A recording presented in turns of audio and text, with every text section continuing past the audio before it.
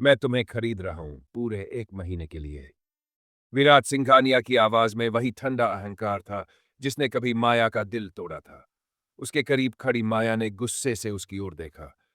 तुम्हें लगता है कि तुम अपनी दौलत से मुझे खरीद लोगे? माया की आंखों में हिकारत थी। विराट ने हल्की मुस्कान के साथ उसकी ठुड्डी उठाई। हाँ, और मैं देखना चाहता हूं कि इस 1 महीने में तुम खुद को मुझसे बचा पाती हो या नहीं। माया की सांसें तेज हो गईं। वह जानती थी कि विराट खतरनाक था। जिस चीज पर उसका हक होता, उसे वो हर हाल में अपना बना लेता। और अब उसने माया पर अपना हक जता दिया था। उसने अपने मन को शांत किया। ठीक है विराट, मैं तुम्हारी इस बेहुदा डील को मानती हूं, लेकिन याद रखना, मैं तुम्हारी गुलाम नहीं हूं। विराट मुस्कुराया। ये तो वक्त बताएगा। माया को विराट के पेंट हाउस में लाया गया। वो आलीशान था, लेकिन माया के लिए ये किसी सुनहरी जेल से कम नहीं था। तुम यहां से भागने की कोशिश मत करना, विराट ने चेतावनी दी, क्योंकि भागना तुम्हारे लिए मुश्किल होगा और पकड़ में आना और भी ज्यादा। माया ने उसकी बात अनसुनी कर दी।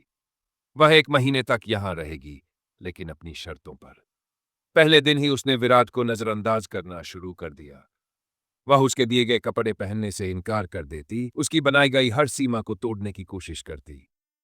तुम चाहो तो जितना मर्जी नखरे कर लो, माया, विराट एक रात उसके करीब आकर फुसफुसाया, लेकिन तुम्हारी ये बगावत मुझे और ज्यादा मजा दे रही है। माया ने अपनी घबराहट को छिपाने की कोशिश की, लेकिन विराट के करीब आने से उसका दिल जोर से धड़कने लगा। वह अब भी उसे वैसे ही महसूस करती थी जैसे पहले करती थी। रात के गहरे सन्नाटे में माया खिड़की के पास खड़ी थी और विराट कमरे के अंदर उसे गौर से देख रहा था। तुम्हें अब भी याद है माया, जब हम पहली बार मिले थे? उसकी आवाज में हल्का सा दर्द था। माया ने पीछे मुड़कर उसकी ओर देखा। वो सब खत्म हो चुका है विराट। विराट की आंखों में एक पल के लिए उदासी झलकी, लेकिन अगले ही क्षण वह फिर से अपने पुराने अंदाज में आ गया। शायद तुम्हारे लिए, मेरे लिए नहीं। माया ने गहरी सांस ली। वह जानती थी कि विराट एक जिद्दी आदमी था, लेकिन उसे नहीं पता था कि वह उसकी यादों को इतनी गहराई से संजोए हुए था। वक्त धीरे धीरे बीतने लगा। माया ने हर संभव कोशिश की कि वह विराट से दूरी बनाए रखे, लेकिन विराट हर दिन उसे तोड़ने की कोशिश करता रहा। तुम अब भी मुझसे डरती हो माया? विराट ने एक दिन अचानक उससे पूछा। माया ने उसे घूरा। नफरत डर से नहीं, हिम्मत से की जाती है विराट, और मैं तुमसे नफरत करती हूं।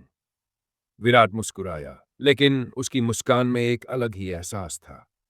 तो फिर देखते हैं ये नफरत कब तक टिकती है।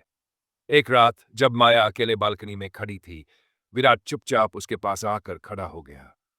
अगर मैं कहूं कि मुझे तुमसे अब भी फर्क पड़ता है, तो क्या तुम मानोगी? विराट की आवाज गहरी और संजीदा थी। माया ने उसकी ओर देखा। अगर तुम्हें फर्क पड़ता तो तुम मुझे कभी इस तरह अपने पास रखने की कोशिश नहीं करते। प्यार जबरदस्ती नहीं होता विराट। विराट चुप हो गया। शायद पहली बार माया ने उसे किसी सवाल का जवाब नहीं दिया था, बल्कि एक सच सामने रख दिया था।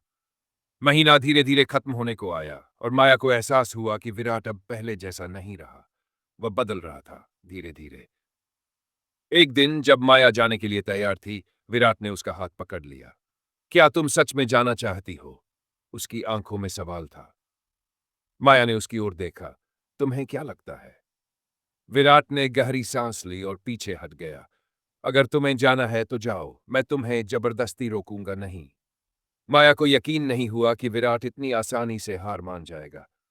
तो ये तुम्हारा खेल था विराट? माया ने पूछा। विराट मुस्कुराया, लेकिन उसकी आंखों में दर्द था। नहीं माया, ये प्यार था जो अब भी अधूरा है, लेकिन अब फैसला तुम्हारा होगा। माया दरवाजे की ओर बढ़ी, लेकिन उसके कदम ठिठक गए।